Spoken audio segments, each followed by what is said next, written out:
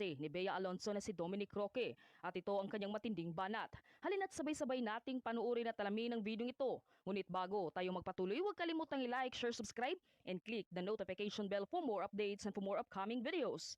Maraming salamat!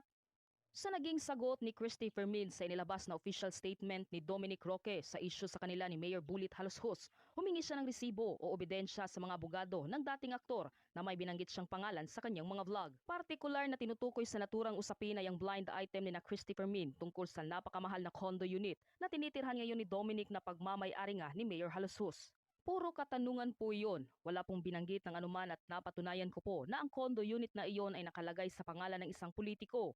Wala nang binanggit na pangalan at puro katanungan po iyon. Palaban na depensa ng radio, TV at online host na si Christopher Min. Pinagsabihan naman ni Christopher Min si Dominic sa pag-i-issue ng opisyal na pahayag na idinaan pa sa kanyang mga abogado. At ngayon Dominic Roque, napakasilan mo, napakasensitibo mo. Public figure ka pero lumalabas dito na ipinalabas mong opisyal na pahayag sa pamamagitan ng inyong mga abogado na ayaw mong may naririnig at nababasa na para sa iyo ay hindi kagandahan na kwento. Hindi po pwede yun. Pinasok mo ang mundo ng showbiz. Nasa lokal na aliwan ka. Kapag ipinasok mo ang isang paa mo rito, kasunod ang kabila. Yung kapribaduhan na hinihingi nyo ni Bea, maramot sa inyo yon. Hindi kayo pagbibigyan ng kapalaran. Kapag hihingi kayo ng kapribaduhan, ay mabibigo kayo.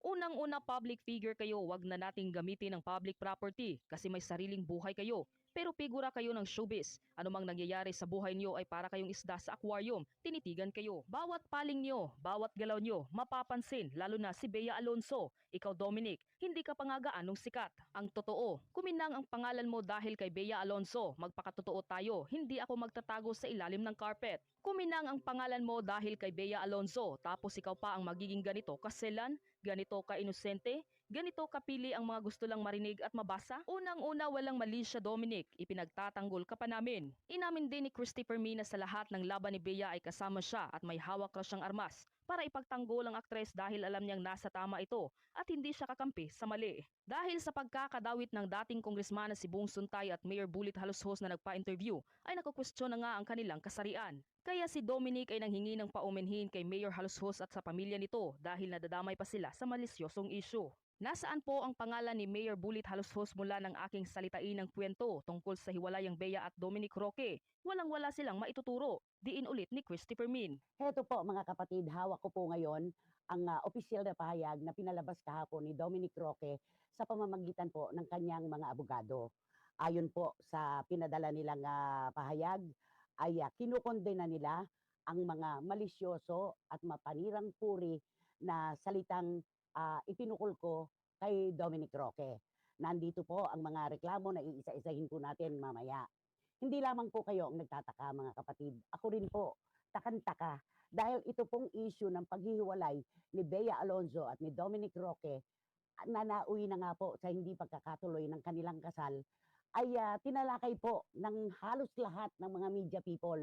Hindi lamang po sa pahayagan, ang buong social media. Kami po dito sa Christopher Minute at sa SNN. Lahat po kami ay tumalakay dito, sumalat sa issue. Nagtataka rin po ako kung bakit ang sinentrohan lamang ni Dominic Roque at ng kanyang mga abogado ay ang inyong lingkod. Yan po ang iisa-isahin natin ngayon. Noon pong unang sultada ng pagputok ng kwento tungkol sa hiwalayan ni na Dominic Roque at Bea Alonzo, ay lahat naman po talaga ay nagtaka. Nagulantang po ang buong lokal na industriya. Loob at labas po ng showbiz ay nagtatanong, ano ba ang tunay na dahilan kung bakit magpapakasal na sila pero biglang naghiwalay at hindi na nga po matutuloy ang kanilang kasal. Hindi po nanggaling sa mga press people ang pagpansin tungkol sa mga issue.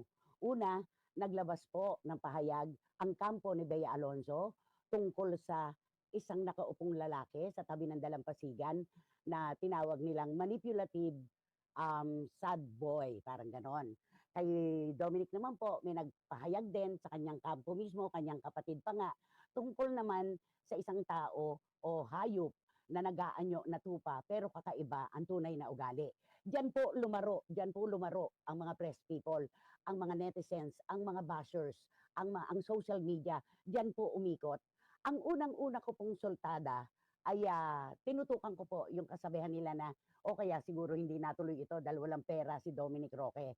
kasi mas mayaman sa kanya si Bea Alonso. Yun po ang nagtulak sa akin para tanungin si Dominic Roque ano ang kanyang trabaho, sino ang kanyang boss, at kung totoong wala siyang pera, bakit nakatira siya sa isang kondominium na pagkalaki-laki po ng halaga kung uupahan. Yun po yun, puro katanungan po yun. Wala pong banggit ng anuman. At napatunayan ko po na yun ngang condo unit na yun ay nakalagay sa pangalan ng isang politiko. Wala rin pong banggit ng pangalan. Puro katanungan po yun. Yun po ang nangyari. Hanggang sa nang lumaon po, marami nang dumampot diyan sa kwento, iba-iba na pong issue ang lumabas. Mula po doon sa pinakatinanim ko na issue, may mga vloggers po na hindi nagpapakita ng mukha, kundi boses lamang, na kinakrap po ang aking mga sinasabi dito sa Christopher Minute at sa Showbiz Now na nagkaroon po ngayon ng nagsasalimbahang katwiran at dahilan tungkol dyan sa politiko na yan. Hanggang sa isang araw, dahil ang dami-dami na po talagang politikong nauugnay dito sa isyong ito. Dahil pahulaan po parang naging pahulaan dahil kahit sino po ang magtanong sa akin, saksi po kayo mga CFMers, saksi po kayo mga netizens, saksi po si Senator Raffy Tulfo at si Senator Jinggoy Estrada at ang marami pa pong kaibigang pinagkakatiwalaan ko na pinagdamutan ko po ng pangalan ng politiko. Puro halakhak, tawa at pasintabi lamang po ang aking sinasabi. Ang sinabi ko, Dominic Roque, alam mo na hindi ko lang inimbento ang kwentong ito. Alam mo na may politikong may-ari ng condominium unit na iyong tinitirhan. Ikaw dapat ang magsabi, hindi ako. Excuse me po. Ikaw dapat ang magliwanag, magbigay ng linaw kung sino ang politikong may-ari ng condo unit. Hindi kailangan sa akin manggaling. Hanggang sa dumami na po ng dumami ang mga pangalan na nauugnay. Mga pangalan po ng mga politiko na walang kinalaman sa issue. Sino-sino po ang mga politikong ito? Kumuha po ako ng ilang footage sa Showbiz Now na para malinaw po natin kung sino-sino ba ang inipon-ipon naming pangalan na naglalabasan po sa social media na pinagdududahan na siyang may-ari ng condo unit ni Dominic Roque. Narito po ang footage mula sa SNN. Pakisalang lang natin. Yung kay Ginoong Bong Suntay, ang alam ko kasi, di ba ang kwento, binigyan daw ng gasolinahan. Oo. Itong si Dominic Roque. Mm-mm. Kaya pinagbintangan na isa siya sa mga tinutukoy na dahilan ng hiwalayang Bea Dominic. Pero ang alam ko kasi, nag-endorso siya. Oo. Kinuha siyang modelo. Mm. Kaya siya nagkaroon ng gasolinahan. Okay. Lalo naman, kaya Ginoong Bong Suntay, hindi po namin siya kilala ng personal. Hindi po namin alam kung ano ang kanilang negosyo ni Dominic. Wala po kaming alam dyan.